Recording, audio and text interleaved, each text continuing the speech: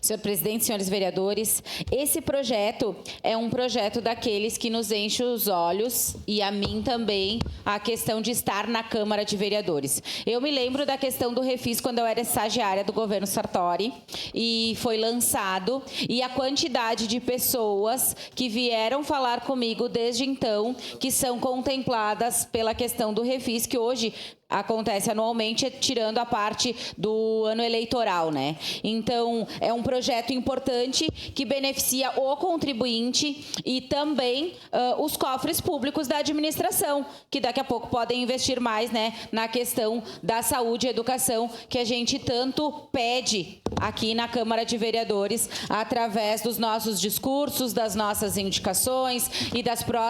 das próprias fiscalizações, né? Então,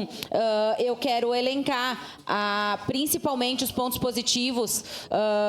do projeto, que facilita a regularização fiscal dos contribuintes, né, oferecendo descontos de até 100% em multas e juros para pagamentos à vista, o parcelamento com descontos parciais em 30, 60, 90 ou 120 parcelas, conforme o perfil do contribuinte, que incentiva a recuperação da dívida ativa, convertendo créditos paralisados em receita efetiva para o município, a redução dos custos com cobrança judicial, que foi o que falamos, e dos protestos, além de promover a extinção de ações em andamento,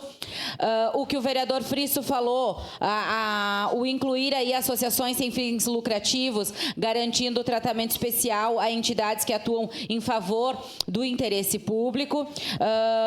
a possibilitação da dação em pagamento de bens imóveis como alternativa viável para os contribuintes patrimonializados, mas sem liquidez, com rigorosos critérios de interesse público e, claro, com o respaldo aí nas leis de diretrizes orçamentárias, né, assegurando a adequação orçamentária e financeira. Então, eu me sinto muito feliz em estar